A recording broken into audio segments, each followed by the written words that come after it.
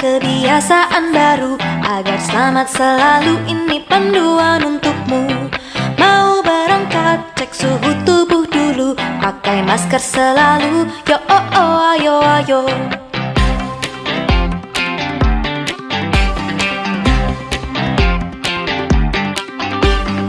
Yo oh oh oh ayo ayo.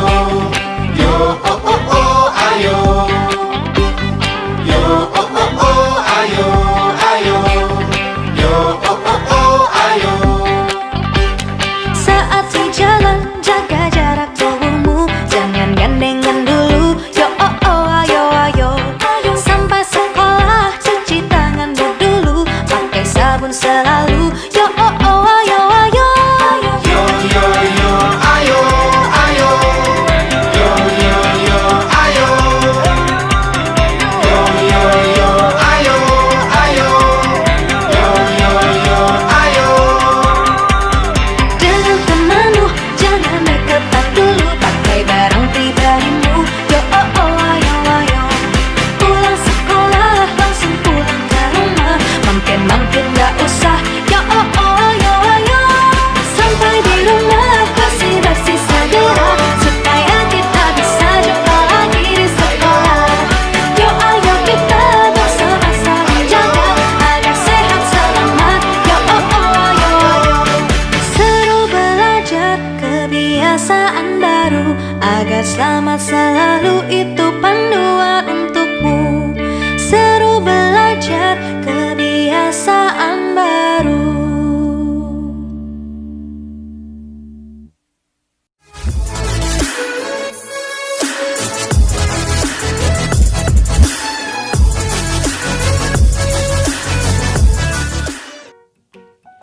Assalamualaikum warahmatullahi wabarakatuh. Salam sejahtera buat kita semua. Apa kabarnya hari ini? Semoga semuanya dalam keadaan sehat dan baik ya. Ketemu lagi dengan Ibu Nijarsari Hasibuan pada pembelajaran ilmu pengetahuan alam di kelas 7 SMPS Mutiara Hati. Pada pembelajaran ini, kita akan membahas bab 2, klasifikasi makhluk hidup dan benda tak hidup, mengenai ciri-ciri makhluk hidup. Adapun tujuan pembelajaran ini, peserta didik dapat mengetahui dan mengklasifikasikan ciri-ciri makhluk hidup tersebut. Makhluk hidup itu ada 3, yaitu manusia, hewan, dan tumbuhan. Makhluk hidup tersebut memiliki 8 ciri-ciri, yaitu 1. Bernapas, 2. Memerlukan makan dan minum, 3. Bergerak, 4. Tumbuh dan berkembang, 5. Berkembang biak atau reproduksi, 6. Peka terhadap rangsang atau iritabilitas, 7. Menyesuaikan diri terhadap lingkungan, 8. Mengeluarkan zat sisa atau ekskresi. Baiklah, pembahasan pertama, bernapas. Anak-anak tahu apa itu bernapas? Bernapas adalah kegiatan yang tanpa kita sadari sehari-hari yang dilakukan berlangsung berkali-kali, yaitu menghirup oksigen atau O2, menghembuskan karbon dioksida, dan uap air yang digunakan untuk oksidasi ataupun pemecah makanan, sehingga menghasilkan energi. Jadi, bernapas adalah proses pengambilan oksigen dari luar tubuh untuk proses pembakaran bahan makanan di dalam tubuh. 2. Memerlukan makan dan minum. Semua makhluk hidup memerlukan makanan untuk menghasilkan energi, pertumbuhan, dan mengganti sel-sel atau bagian tubuh yang rusak.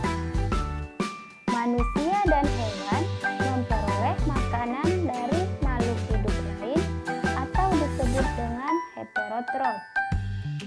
Apakah tumbuhan memerlukan makanan? Jawabannya iya, karena tumbuhan merupakan makhluk hidup. Jadi, tumbuhan dapat membuat makanan sendiri dengan bantuan cahaya matahari dan klorofil ataupun zat hijau daun melalui proses fotosintesis. Yang ketiga, bergerak. Kamu dapat berjalan, berenang, dan menggerakkan tangan. Itu merupakan ciri-ciri bergerak. Bergerak adalah perubahan posisi tubuh baik secara aktif maupun pasif sebagai tanggapan terhadap rangsang. Gerak aktif yaitu bergerak yang dapat dilakukan anggota tubuh dengan kekuatan sendiri. Gerak pasif yaitu gerak yang dapat dilakukan dengan bantuan orang lain. Apakah tumbuhan bergerak? Ya, jawabannya karena tumbuhan termasuk makhluk hidup. Tetapi cara tumbuhan bergerak seringkali tidak terlihat oleh mata kita. Misalnya, gerak batang ke arah matahari, putri malu yang kita sentuh akan bergerak karena adanya pengaruh rangsang dari luar. Dan ujung akar selalu menuju ke tempat yang berair. 4. Tumbuh dan berkembang. Jadi anak-anak, berbeda ya, tumbuh dan berkembang.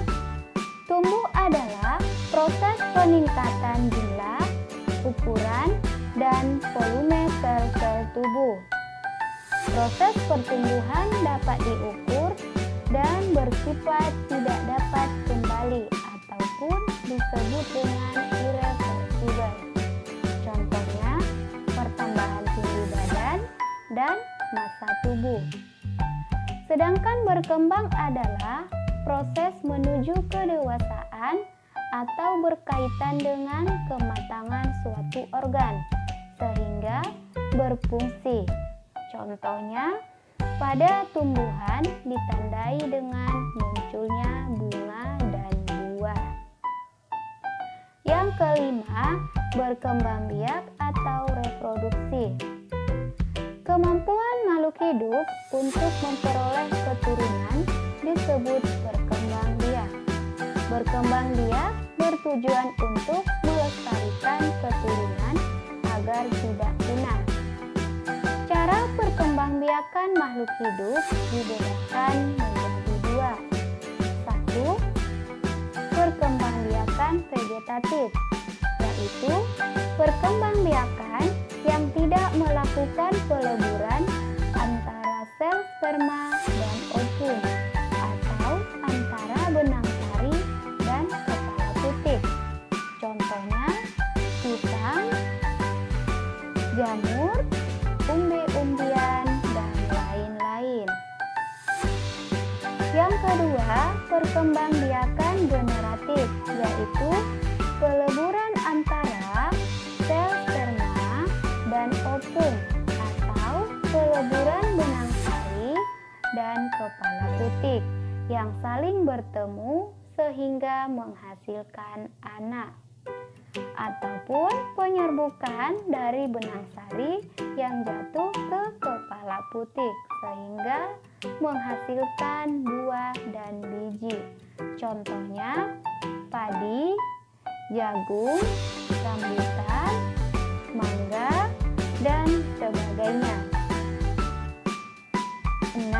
Iritabilitas atau peka terhadap rangsang. Bagaimanakah reaksi kamu jika tiba-tiba ada sorot lampu yang sangat terang masuk ke mata? Tentu, secara spontan kamu akan segera menutup mata. Dari contoh itu menunjukkan bahwa manusia mempunyai kemampuan untuk memberikan tanggapan terhadap rangsangan yang diterima. Kemampuan menanggapi rangsang disebut dengan iritabilitas. Kemudian, hewan dan manusia dilengkapi alat indera untuk menanggapi rangsang, seperti hidung untuk mencium bau, mata untuk melihat, telinga untuk mendengar. Sedangkan tumbuhan juga mempunyai kepekaan terhadap rangsang yang menghasilkan gerak pada tumbuhan. Rangsang tersebut dapat berasal dari sentuhan, cahaya matahari, air, zat kimia, tubuh, dan gravitasi bumi. Yang ketujuh, menyesuaikan diri terhadap lingkungan atau adaptasi. Kemampuan makhluk hidup untuk menyesuaikan diri dengan lingkungan disebut dengan adaptasi. Contohnya, tumbuhan yang hidup di tempat kering atau sedikit mengandung air memiliki daun yang sempit dan lebar. Contohnya pada tumbuhan kaktus. Sedangkan tumbuhan yang hidup di tempat basah atau mengandung air akan memiliki daun yang lebar dan tipis. Contohnya pada tumbuhan teratai. Selanjutnya, adaptasi ada 3 macam. 1. Adaptasi morfologi. 2. Adaptasi fisiologi. 3. Adaptasi tingkah laku. Contoh adaptasi morfologi yaitu pada bentuk paruh burung yang berbeda-beda. Contoh adaptasi fisiologi yaitu pada unta, yang mana unta tersebut memiliki punuk. Tujuannya untuk menyimpan cadangan makanan. Sedangkan contoh adaptasi tingkah laku yaitu kadal yang merupai daun yang kering agar bisa menghindari agar tidak ditangkap oleh musuh. Dan yang ke-8, mengeluarkan zat sisa atau ekskresi, yaitu membuang zat sisa hasil proses metabolisme dalam tubuh. Pada manusia dan hewan, zat sisa berupa keringat, urin, empedu, CO2 ataupun karbon dioksida, dan uap air. Sedangkan pada tumbuhan biasanya CO2 dan uap air. Kemudian, organ-organ pengeluaran manusia antara lain paru-paru, ginjal, kulit, dan hati. Paru-paru mengeluarkan karbon dioksida, ginjal mengeluarkan urin, kulit mengeluarkan keringat, dan hati mengeluarkan empedu. Itulah zat sisa yang dikeluarkan manusia. Sedangkan pada tumbuhan dikeluarkan melalui stomata atau daun dan permukaan batang. Jadi, itulah pembahasan kita kali ini tentang 8 ciri-ciri makhluk hidup. Semoga bermanfaat dan anak-anak dapat memahaminya. Assalamualaikum warahmatullahi wabarakatuh.